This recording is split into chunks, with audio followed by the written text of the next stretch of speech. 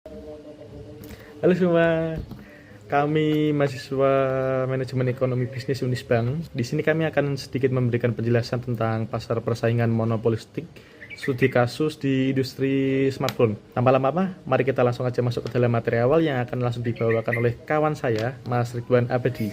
Pasar persaingan monopolistik. Untuk memberikan gambaran yang utuh, apa itu pasar persaingan monopolistik? Sekilas pandang tentang perbedaan jenis-jenis pasar, kita akan memulai dulu dari struktur pasar. Dilihat dari jumlah perusahaan atau produsen, pasar itu bisa dibedakan menjadi beberapa macam. Jika perusahaannya itu satu, dapat kita sebut monopoli. Lalu, jika perusahaan tersebut lebih dari satu, mungkin juga beberapa tetapi tidak banyak, kita sebut oligopoli. Nanti dalam pengembangannya, untuk perusahaan yang hanya dua, dapat kita sebut duopoli. Dan jika perusahaan itu banyak, perusahaan banyak ini pun kita bisa bagi menjadi dua, yaitu apakah produknya homogen, dapat kita sebut pasar persaingan sempurna, atau produknya itu terdiferensiasi, dapat kita sebut pasar persaingan monopolistik. Nah, jenis pasar inilah yang akan dipresentasikan kami dari kelompok 2. Hai, saya Berti Novaria, NIM 2305517001. Di sini saya akan menjelaskan mengenai kelebihan dari pasar persaingan monopolistik. Pasar persaingan monopolistik memiliki sejumlah kelebihan yang membuatnya menjadi struktur pasar yang menarik. Yang pertama, banyak pilihan untuk konsumen, sehingga setiap produsen menawarkan produk yang sedikit berbeda. Konsumen memiliki banyak pilihan untuk membeli barang atau jasa yang sesuai dengan preferensinya. Misalkan di pasar makanan cepat saji, konsumen bisa memilih entah itu McDonald's, KFC, ataupun Burger King. Masing-masing dengan rasa dan gaya pelayanan yang berbeda. Manfaatnya, konsumen bisa memilih produk berdasarkan apa yang mereka anggap paling cocok, baik dari segi harga, kualitas, maupun layanan.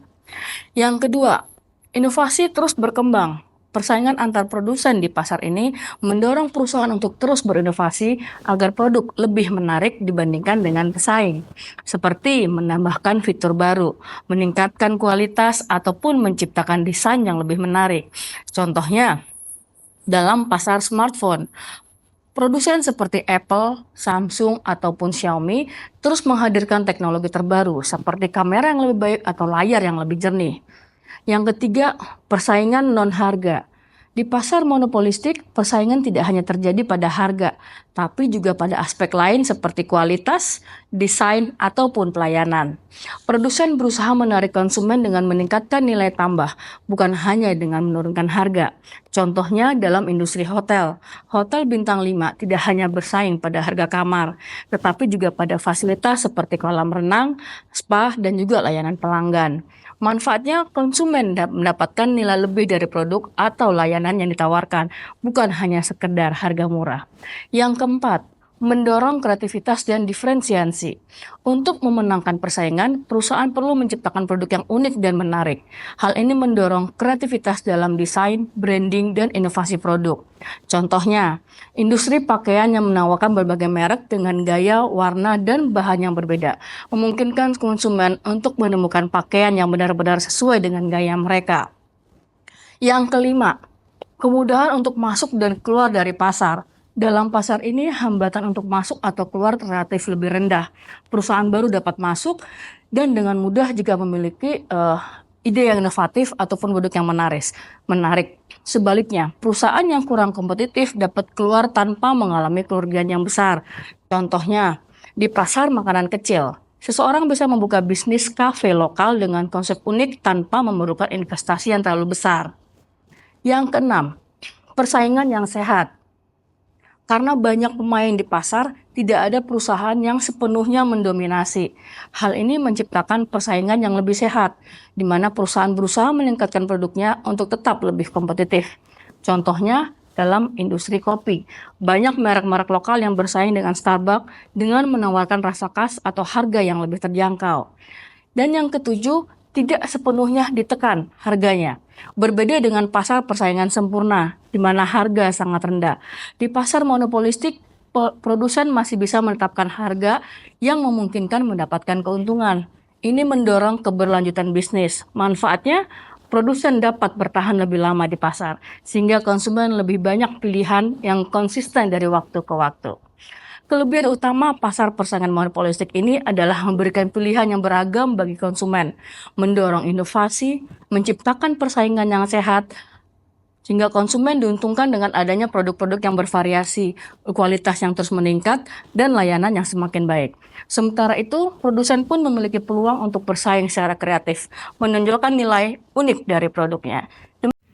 Saya akan menjelaskan kekurangan dari pasar persaingan monopolistik.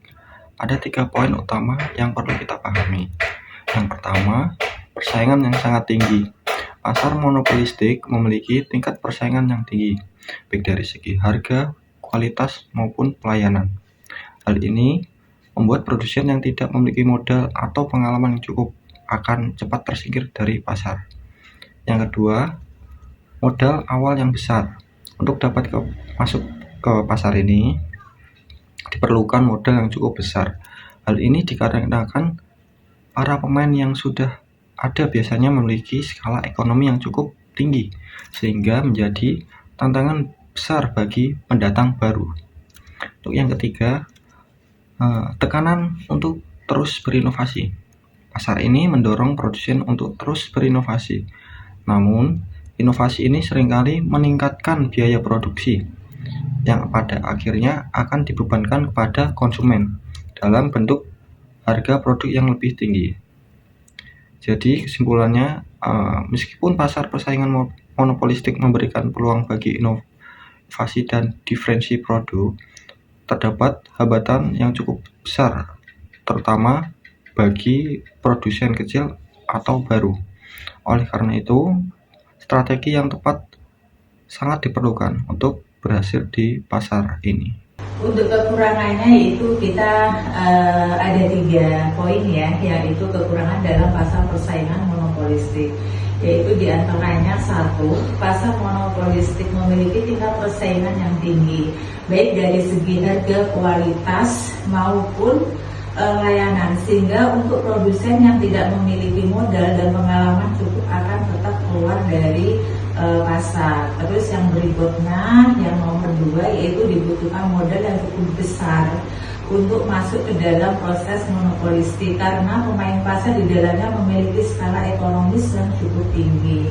Nah, yang terakhir untuk kekurangan dari pasar persaingan monopolistik, yaitu pasar ini mendorong produsen untuk selalu berinovasi sehingga akan meningkatkan biaya produksi yang akan terimbas pada harga produk yang harus dibayar oleh konsumen. Kita berikan dengan NIM 230551 7008. Kali ini saya akan mempresentasikan contoh pasar persaingan monopolistik di industri smartphone. Contohnya adalah Oppo dan Apple.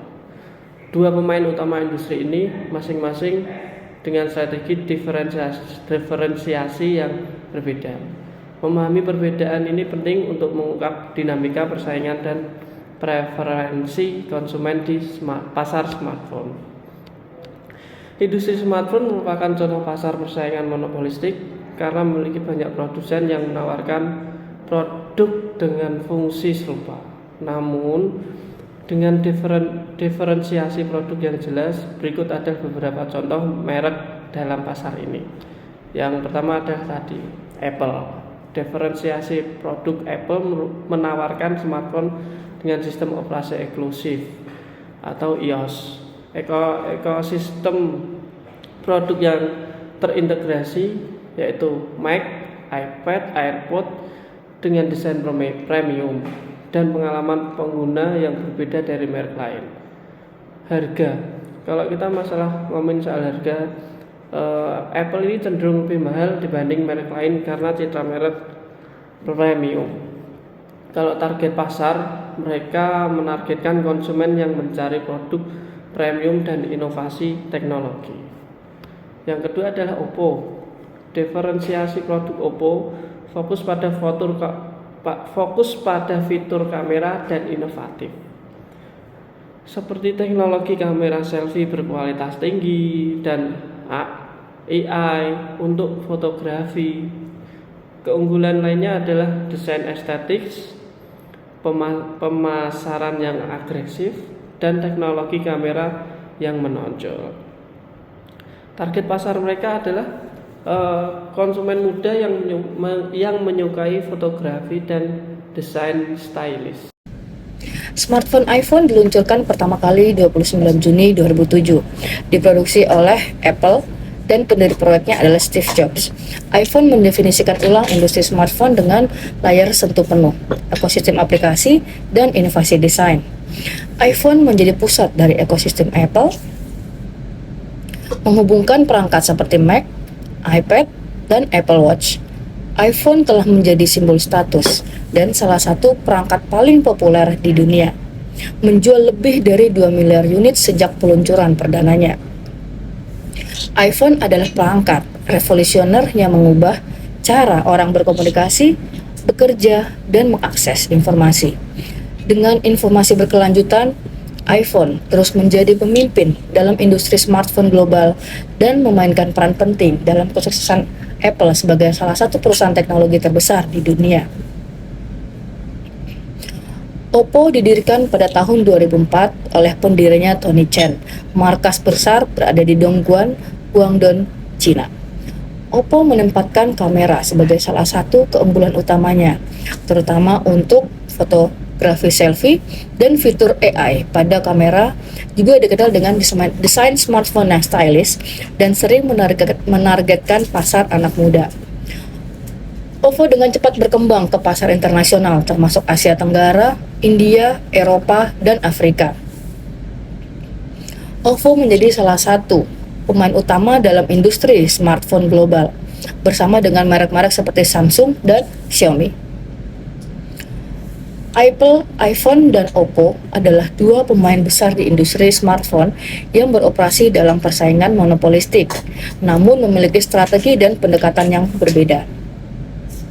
Kelebihan dari iPhone sendiri adalah cocok untuk pengguna yang mencari produk premium, pengalaman pengguna eksklusif, dan ekosistem yang terintegrasi. Pilihan ideal bagi mereka yang menjaga stabilitas, keamanan, dan citra merek. Kelebihan Oppo, pilihan ideal untuk konsumen muda atau mereka yang mencari teknologi inovatif dengan harga yang lebih terjangkau. Fokus pada desain trendy dan inovasi kamera menjadikannya menarik bagi pengguna yang efektif di media sosial. iPhone adalah pilihan premium untuk konsumen eksklusif, sementara Oppo adalah pilihan fleksibel untuk konsumen yang ingin nilai terbaik untuk uang mereka. Kedua merek melayani kebutuhan yang berbeda dengan strategi unik yang sama-sama sukses di pasar smartphone global. Saya sini akan memberikan contoh pasar persaingan monopolistik. Di sini saya mengambil contoh brand HP Oppo dan Apple. Mereka ini berdua sama, tapi tak sama. Kenapa demikian? Karena di sini brand Oppo dia memiliki segmen pasar dan tujuan penjualan yang berbeda dengan brand Apple. Di sini brand Oppo dia lebih mementingkan dengan segmen pasar yang lebih luas dengan harga yang lebih kompetitif dan juga dengan variasi inovasi yang baru sesuai dengan keinginan masyarakat yang berada di kalangan bawah. Sedangkan dengan brand Apple dia pasti kok sedang ingin membuat produk baru, dia akan memikirkan tentang kualitas, tidak memikirkan kuantitas, beda dengan yang Oppo tadi. Kalau Oppo pasti dia akan lebih mementingkan kuantitas daripada kualitasnya tentu.